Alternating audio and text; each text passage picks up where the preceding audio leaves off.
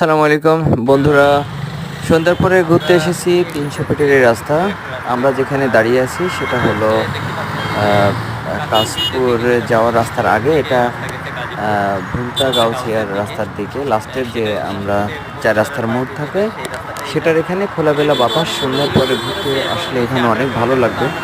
চারিপাশে অনেক সুন্দর লাগছে, কারণ রাত্রের আধারের যে লাইটিংয়ে মনে হয় অন্ধকারকে কিছুটা এই আশেপাশে আলোকিত করে দিয়েছে।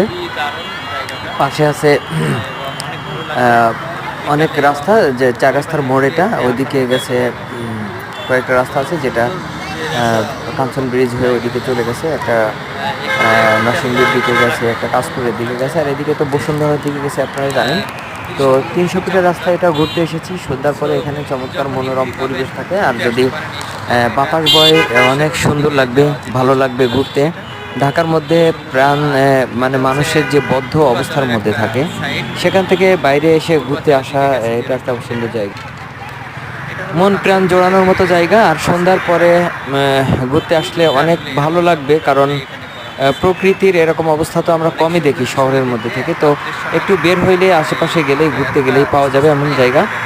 ৩০০ ফিটের রাস্তা, ৬০ ফিটের রাস্তা, বিভিন্ন দিকে, উত্তরার দিয়াবাড়ির দিকে বা খোলামেলা অনেক এখন জায়গা আছে যেগুলো হচ্ছে পরিচ্ছন্ন পরিবেশের মতো মনে হবে। ঘুরতে গেলে মন ভালো লাগবে, সুস্থ থাকবেন, তাই ঘোরা ভালো। আর সুযোগ পেলেই আমরাও চেষ্টা করি একটু যেন বাইরে বের হতে পারি। তো সুন্দর পরিবেশে ঘুরতে মন ভালো হওয়ার মতো গল্প। ঘুরতে একদম সুযোগ পেলে আমরা চলে আসছিলাম এদিকে। দেখেন রাতের গাড়িগুলোর কি চমৎকার দেখা যাচ্ছে।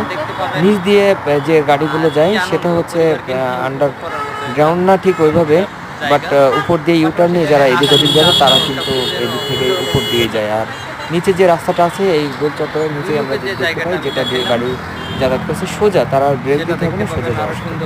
ঘুরতে আসবেন, এখানে কিন্তু খাবারের অনেক মনোরম হোটেল আছে, বিভিন্ন খাবার খেতে পারেন। এখানে নীলা মার্কেটে অনেক বড় মিষ্টির দোকানও আছে।